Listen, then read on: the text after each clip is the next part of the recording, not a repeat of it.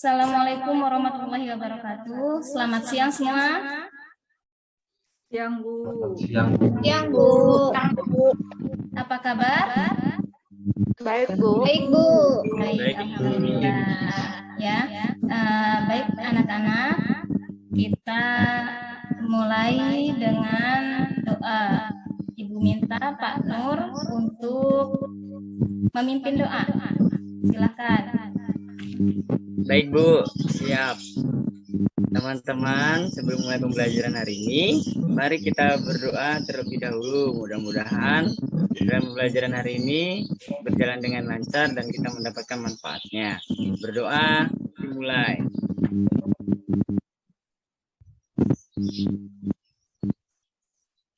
Cukup. Nah, terima kasih Nur.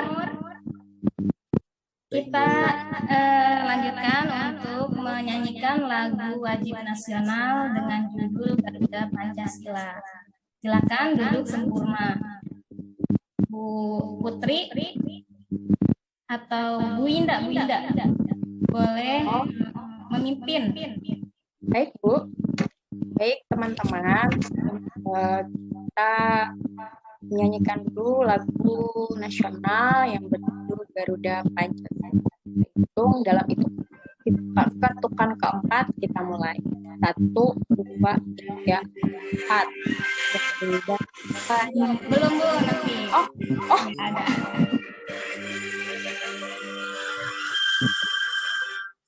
Ya. Pancasila.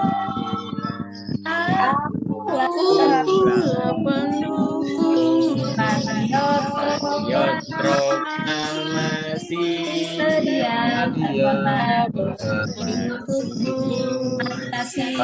dasar negara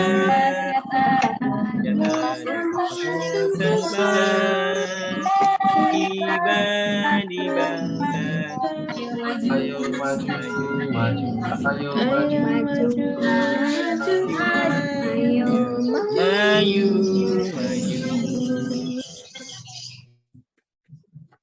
Terima kasih. Terima kasih Winda. Ibu. Ya, untuk hari ini Ibu akan mengecek kehadiran kalian ya. Ibu panggil namanya. Aprita, Hadir, Bu. Denny, Ika. Ika kemana nih? Hadir, Bu. Oh iya, Lutfi, hadir Bu. Nur. Nur? Hadir, Bu. Ya. Hadir. Putri. Hadir, Bu. Reni. Hadir, Bu. Riwi. Ada, Bu. Ya. Ada, Bu. Rustiana Umi. Hadir, Bu. Sri. Hadir, Bu. Winda. Hadir, Bu. Alhamdulillah semua hadir pada pembelajaran hari ini. Berikutnya.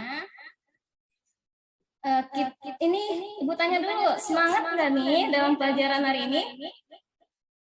Semangat, Bu. Ya, walaupun sudah siang, Semangat, Bu. ya. Kalau Ibu tanya semangat pagi, semangat, yes. Oke? Semangat pagi, semangat. Yes. Oke, biar lebih semangat ya anak-anak. Kita hari ini akan mempelajari materi tentang teks persuasi. Sebelumnya ada yang tahu pembelajaran apa? Putri? Ya, Bu. Sebelumnya pembelajaran yang setelah kita pelajari apa ya? Teks persuasi, Bu. Ya, betul. Nah, jadi hari ini teks persuasi sebelumnya itu membuat apa namanya teks persuasi dalam bentuk slogan ya. Ya, ajakan di dalam slogan dan iklan. Nah,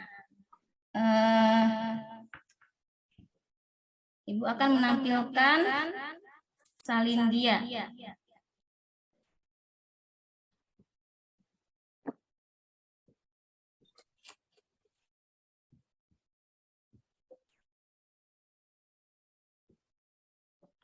Sudah terlihat? Belum, Bu. Sudah terlihat, Bu. Nah, ini pembelajaran pada materi hari ini, teks persuasi. Kemudian Ibu minta Bu Ika untuk membacakan kompetensi dasar dan tujuannya. Iya, Bu. Ya. Kompetensi dasar 3.14 menelaah struktur dan kebahasaan teks persuasi yang berupa saran, ajakan, dan pertimbangan tentang berbagai permasalahan aktual, lingkungan, hidup, kondisi sosial, dan atau keragaman budaya, dan lain-lain dari berbagai sumber yang didengar dan dibaca. Tujuan pembelajaran, setelah mengikuti proses pembelajaran dengan model Problem Based Learning atau PBL, peserta didik diharapkan dapat 1. Menganalisis struktur teks persuasi yang meliputi pengenalan isu, rangkaian argumen, pernyataan ajakan, dan penegasan kembali dengan benar. 2. Menganalisis kebahasaan teks persuasi yang meliputi kata bujukan, kata kerja mental, kata teknis atau peristilahan, kata penghubung argumentatif, dan kata perujukan dengan tepat. Ya, terima kasih Ika. Sama, Bu. Selanjutnya kita buat kelompok ya. Ibu di sini akan membagikan kalian ke dalam 3 kelompok. Nah, Ibu menyusun kelompoknya berdasarkan absen. Jadi kelompok 1 Aprita, Denny, dan Ika. Kelompok 2 Lutfi, Nur, Putri, dan Reni. Kelompok 3 Riwi, Lustiana, Umi, Sri, dan Winda. Ya, silahkan untuk ke kelompoknya masing-masing.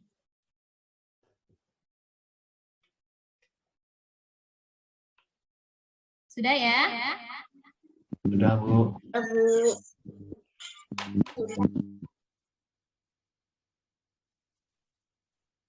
Baik. Nah, di sini ada materi tentang teks persuasi supaya kalian lebih memahami apa itu teks persuasi. Siapa yang mau membacakan? Pengertian teks persuasi. Iya, Bu. Iya. Riwi, silakan. Ya, Bu. Teks persuasi adalah bentuk tulisan yang bertujuan untuk memengaruhi pembacanya agar melakukan sesuatu sesuai dengan apa yang disampaikan oleh penulis. Ya, betul. Jadi ini pengertian dari teks persuasi, yaitu bentuk tulisan yang bertujuan untuk memengaruhi pembacanya ya, agar nanti si pembacanya ini melakukan sesuatu sesuai dengan harapan si penulis. Begitu. Kita lanjutkan ke ciri-ciri teks persuasi. Ika, dibaca dulu. Ya, Bu. Ciri-ciri teks persuasi: 1. Adanya bujukan, pengaruh, atau himbauan kepada pembaca. 2. Paragraf disusun oleh kalimat yang mentertakan alasan yang kuat disertai data dan fakta. 3. Isi paragraf digunakan untuk meyakinkan pembacanya atau mempercayai yang ditulis oleh penulis.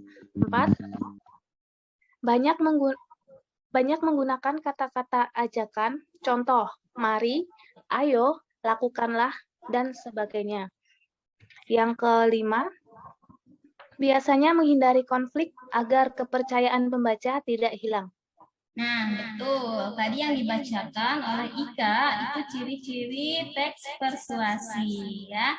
Jadi di dalam ciri-cirinya, di dalam ciri-ciri teks persuasi itu ada bujukan ya, atau pengaruh atau himbauan kepada pembaca. Kemudian paragrafnya disusun oleh kalimat yang menyertakan alasan. Jadi untuk memperkuat argumentasi di dalamnya harus disertakan alasan, ya, disertai dengan data dan fakta. Kemudian di dalam isi paragrafnya digunakan untuk meyakinkan pembaca supaya pembaca ini yakin terhadap himbauan yang kita buat.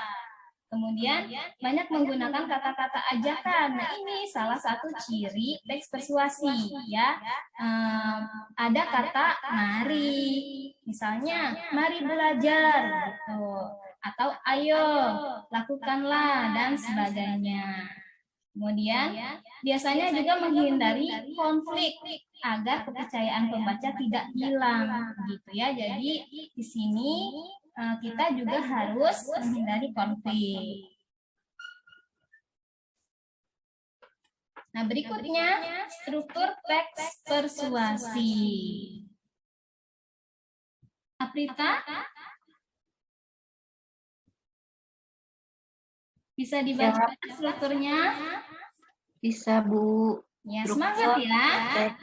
Ya, Bu, ngantuk, Bu. Semangat pagi, walaupun udah siang tetap semangat pagi nih. Iya. Saya baca ya, Bu. Ya. Struktur teks persuasi. Yang pertama, pengenalan isu. Berisi pengantar atau penyampaian tentang isu atau topik yang menjadi dasar tulisan yang dibahas dalam teksnya.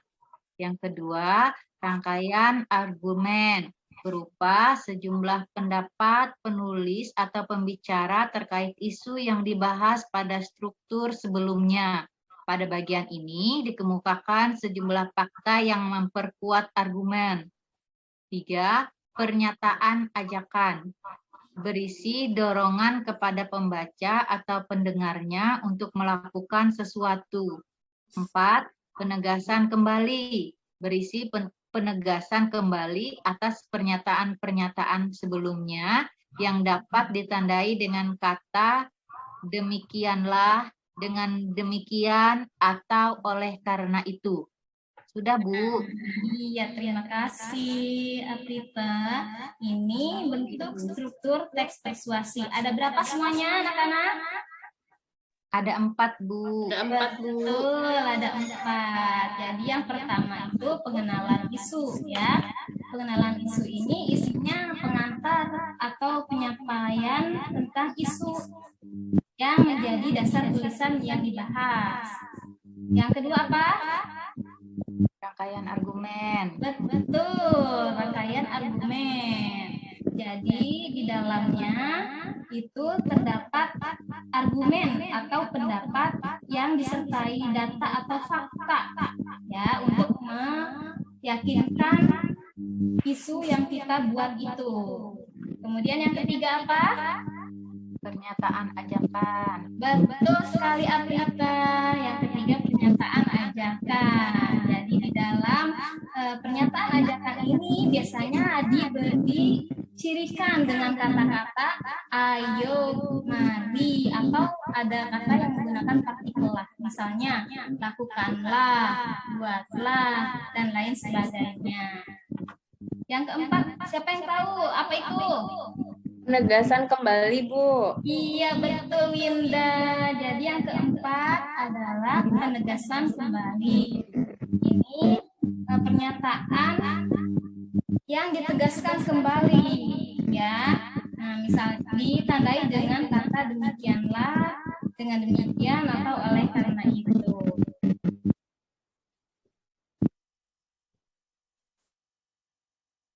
Kemudian di sini Ibu berikan satu contoh teks persuasi. Judulnya hindarilah merokok walau 1 batang. Denny? Ya, Bu. Bisa Bisa dibaca? Bisa, Bu. Iya, silahkan Denny. Alinea pembuka, pengenalan isu dari hindarilah merokok walau 1 batang. Rokok mengandung bahan dan kimia yang berbahaya bagi sistem pernafasan. Tar dan nikotin merupakan salah satu zat kimia yang berbahaya yang ada dalam sebatang rokok. Rokok mengandung lebih dari 4.000 bahan kimia yang mana 200 diantaranya beracun. Alinea pembuka kedua yaitu pengenalan isu. Rokok mengandung bahan dan zat kimia yang berbahaya bagi sistem pernapasan. Tar dan nikotin merupakan salah satu zat kimia yang berbahaya yang ada dalam sebatang rokok. Rokok mengandung lebih dari 4.000 bahan kimia yang mana 200 diantaranya beracun. Alinea penutup. Dengan demikian, karena dampak negatifnya begitu besar, hindarilah rokok.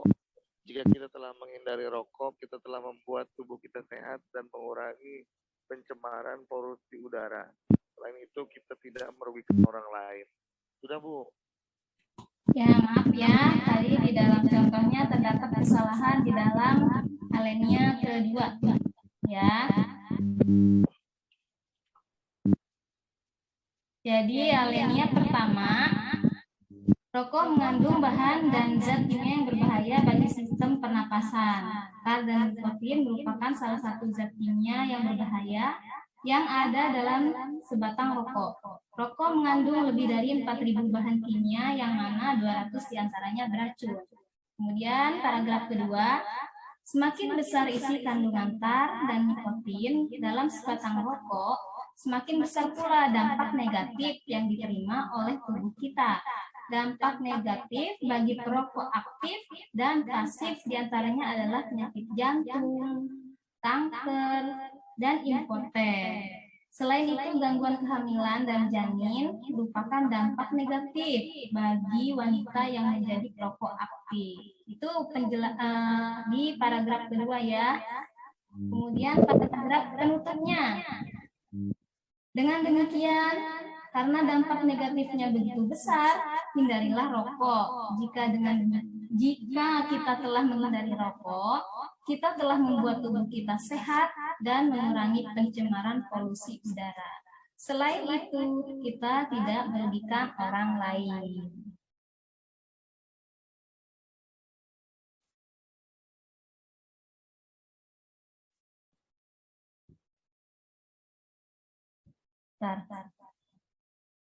Nah, jadi di dalam alinea pembuka ini, di dalamnya terdapat pengenalan isu.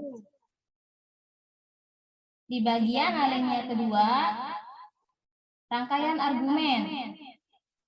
Kemudian alinea ketiga atau penutup, itu pernyataan ajakan dan penegasan kembali. Jadi ini tergantung dari paragrafnya. Ada yang dipisah, pernyataan ajakan di dalam satu alinea, ada juga yang digabung dengan penegasan kembali. Gitu ya. Baik, kita lanjutkan materi selanjutnya. Kita lanjutkan materinya tentang kaidah kebahasaan ya.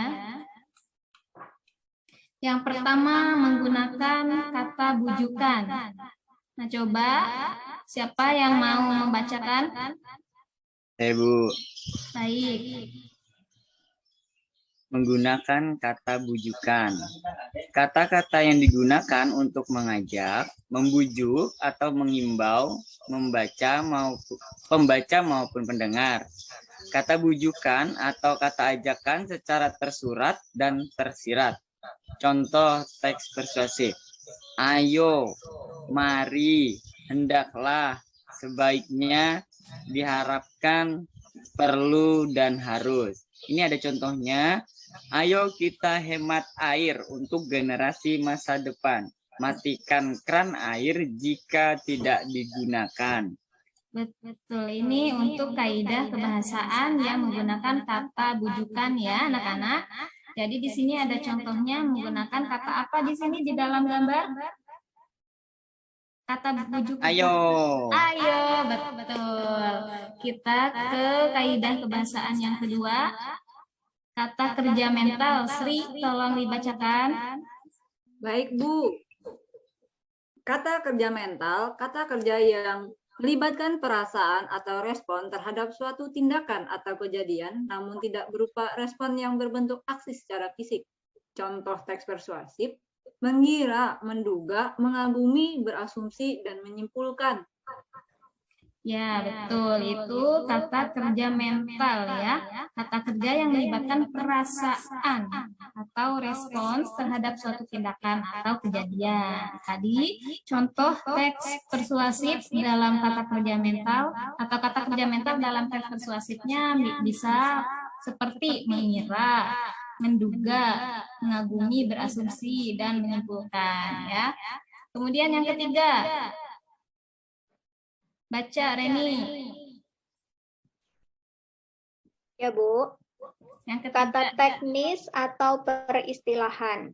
Kata atau gabungan kata khas yang bersinggungan dengan bidang tertentu. Contoh teks persuasif, konsumsi, asupan, dan porsi berkaitan dengan sarapan. Ya, jadi ini adalah kata teknis atau peristilahan ya anak-anak. Jadi kalian kalau membaca suatu teks itu biasanya dalam teks persuasi apalagi ya ada kata teknis. Nah, kata teknis itu disebut juga kata peristilahan. Misalnya konsumsi, asupan, porsi, ya ini istilah yang berkaitan dengan sarapan sesuai dengan contoh teks persuasi yang telah dibaca tadi. Kemudian ada contoh kata teknis lain. Misalnya endemi, epidemi, wabah, dan pandemi. Ini istilah apa ya? Ada yang tahu? Istilah dalam Kesehatan, Bu. Iya, betul, dalam kesehatan. Sekarang yang keempat, kata penghubung argumentatif. Untuk Aprita, baca dulu ya. Iya, Bu. Kata penghubung argumentatif. Kata penghubung yang digunakan untuk menekankan sebuah argumen dalam suatu kalimat maupun paragraf. Contoh teks persuasi: jika, maka, sebab, karena, dengan demikian, akibatnya, dan oleh karena itu. Ya, Ya sudah, Bu. Ini kata penghubung argumentatif ya anak-anak. Kata penghubung ini digunakan untuk menekankan sebuah argumen. Dan biasanya kata penghubung argumentatif ada di bagian kalimat atau paragraf terakhir ya. Nah, kita ke kata perujukan yang terakhir nih. Silahkan, siapa yang mau bacakan? Saya, Bu. Ya, Riwi silahkan. 5. Kata perujukan. Kata-kata yang digunakan sebagai pendahuluan sebelum menyajikan data yang menjadi sumber dalam teks. Contoh teks persuasif berdasarkan data, merujuk pada pendapat, mengutip dari, dan lain-lain. Ya, jadi kan di dalam teks persuasif itu ada data yang harus kita tampilkan. Nah, ini biasanya kata perujukan yang digunakan di dalamnya, contohnya berdasarkan data, merujuk pada pendapat, mengutip dari, dan lain-lain ya. Ya. Jadi materinya sudah cukup sampai di sini. Ibu akan memberikan LKPD-nya.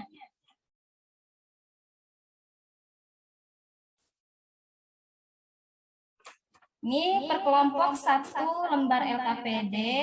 Tadi kelompoknya sudah Ibu bagikan, sudah Ibu bentuk. Silahkan dibaca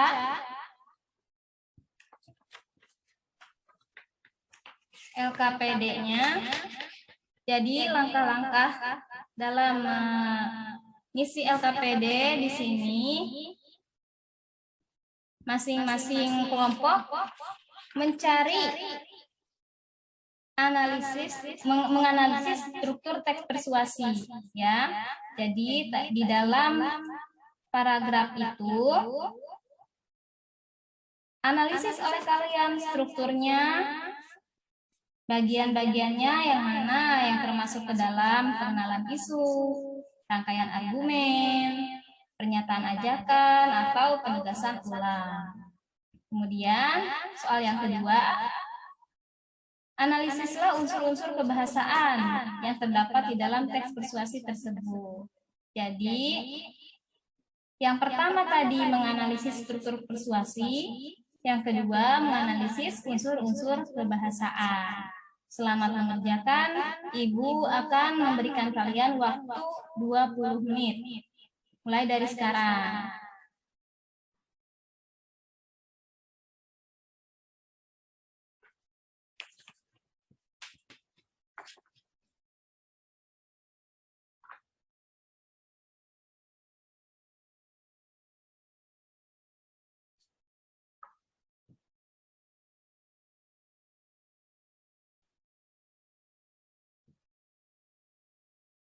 Ayo kerjakan Lutfi.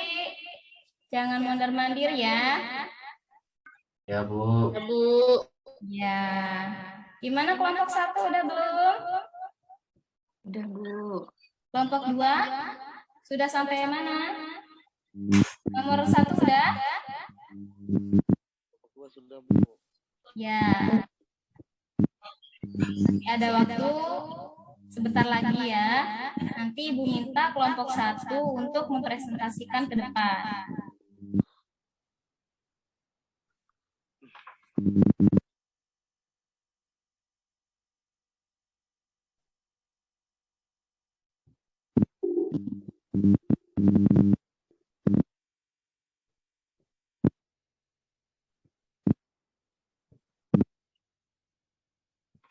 Baik, waktunya sudah habis. Silahkan kelompok 1 untuk maju. Terima kasih, Bu. Ya. Langsung ya, Bu. Ya, silahkan Aprita dan teman-temannya. Ya, Bu. Jadi hasil analisis kelompok kami paragraf 1 bagian pengenalan isu. Tidak adanya asupan di awal hari membuat tubuh tidak memiliki energi untuk beraktivitas. Hal ini dikuatkan berdasarkan hasil penelitian dari International Journal of Gastronomy and Food bahwa konsumsi sarapan dengan makanan bergizi seimbang akan dapat memberikan energi di pagi hari.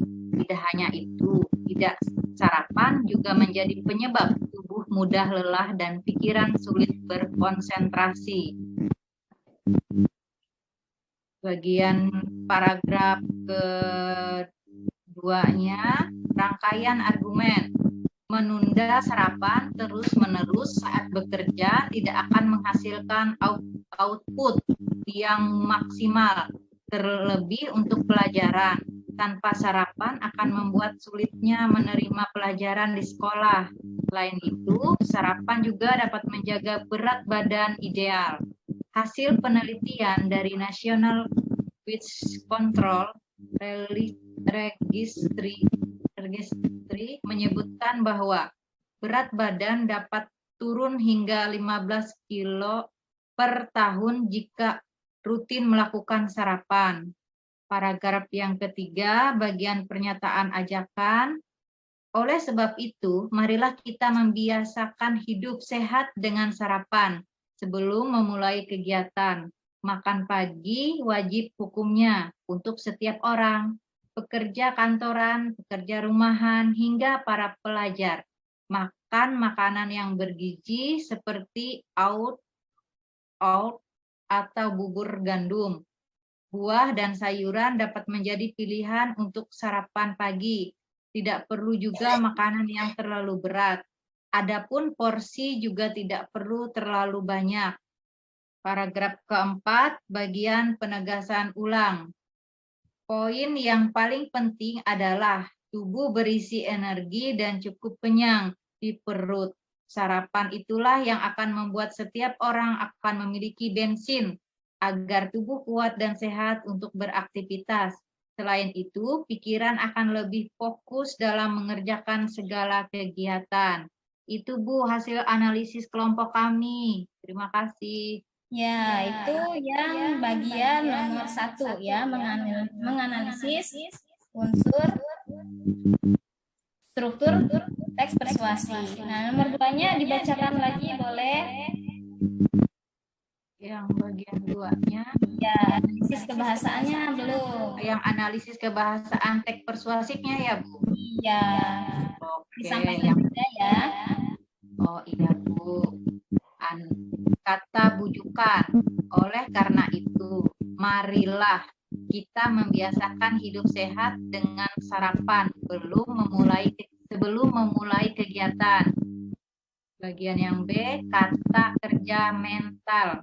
Merujuk pada hasil penelitian dari National Weight Control Registry menyimpulkan bahwa berat badan dapat turun hingga 15 kilo per tahun jika rutin melakukan sarapan.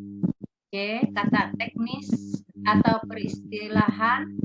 1. Energi. 2. Beraktivitas. 3. Konsumsi. 4. Output. 5. Maksimal. D. Penegasan kembali.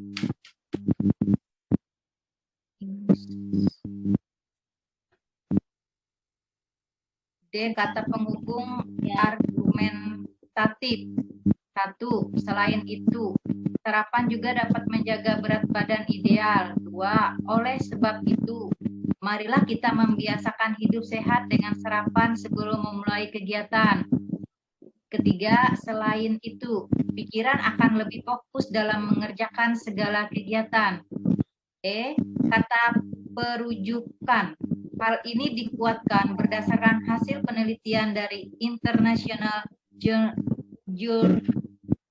Journal of Gastronomy and Food bahwa konsumsi sarapan dengan makanan bergizi seimbang akan dapat memberikan energi di pagi hari.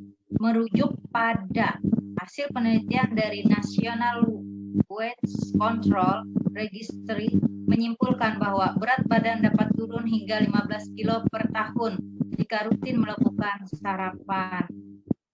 Itu ya Bu. Sudah? Tangan untuk kelompok 1. Ya. Baik, terima kasih untuk kelompok 1 yang sudah presentasi. Silahkan kelompok lain menanggapi. Saya Bu. Ya, Denny silahkan. Kenalkan saya Denny dari kelompok 2 ingin menanggapi presentasi dari kelompok 1. Mengapa paragraf ketiga itu termasuk ke bagian pernyataan ajakan? Saya minta bukti yang konkretnya dari kelompok 1. Terima kasih. Ya, terima kasih Pak Denny. Kelompok 1 silahkan menjawab. Bisa gantian dengan Riwi ya. Iya Bu, saya mau menambahkan atau membantu kelompok 1. Menurut kelompok kami, sebelumnya perkenalkan, saya Riwi Widya, saya dari kelompok 3. Menurut kelompok kami, karena dalam paragraf tersebut terdapat kata ajakan, yaitu marilah, seperti itu Bu. Iya, betul. Jadi di paragraf ini ada kata marilah ya. Nah, demikian presentasi sudah dilaksanakan. Kemudian kalian duduk di tempatnya masing-masing. Ibu akan memberikan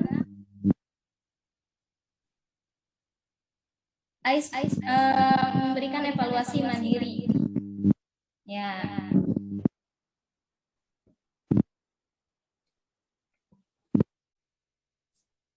Ibu berikan waktu 10 menit ya.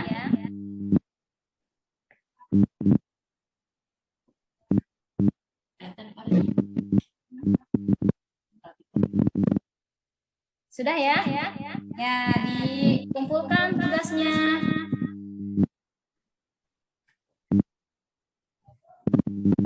Nah, untuk simpulannya.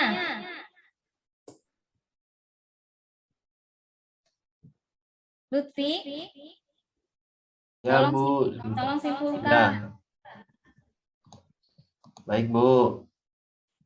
Kesimpulannya pada pembelajaran kali ini adalah teks persuasi adalah teks yang berupa ajakan yang terdiri dari 4 struktur. Dalam kalimat persuasi terdapat kaidah kebahasaan yaitu kata bujukan, kata teknis, dan kata perujukan. Sudah, Bu. Oh iya, betul. Jadi kesimpulannya di dalam pembelajaran ini teks persuasi itu teks berupa ajakan yang di dalamnya terdapat 4 struktur ya, yang terdiri dari pengenalan isu, rangkaian argumen, pernyataan ajakan, dan penegasan kembali. Kemudian di dalam teks persuasi juga ada kaidah kebahasaannya ya, yang terdiri dari kata bujukan, kata kerja mental, kata teknis, kata penghubung, dan kata perujukan. Nah, jadi kita sudah melaksanakan pembelajaran hari ini. Semua sudah paham tentang materi teks persuasi? Sudah, Bu. Paham, Bu. Sudah ya. Materi selanjutnya nanti kita akan membuat teks persuasi karena hari ini kita sudah belajar menganalisis teks persuasi. Nanti kita akan membuat teks persuasi ya. Jangan lupa belajar di rumah. Ya, Bu. Ya. Sekarang boleh ditutup dengan doa. Karena materi hari ini sudah selesai. Nur, bacakan doa dulu. Baik, Bu. Teman-teman, untuk mengakhiri pembelajaran hari ini, marilah kita berdoa menurut agama dan kepercayaan kita masing-masing. Mudah-mudahan yang kita pelajari tadi bermanfaat untuk kehidupan kita. Berdoa, mulai. Cukup, karena memang berdoa tidak akan pernah selesai. Terima kasih. Terima kasih semuanya. Sampai jumpa lagi ya. Ya, Bu. Assalamualaikum warahmatullahi wabarakatuh. Waalaikumsalam Waalaikumsalam warahmatullahi wabarakatuh. wabarakatuh.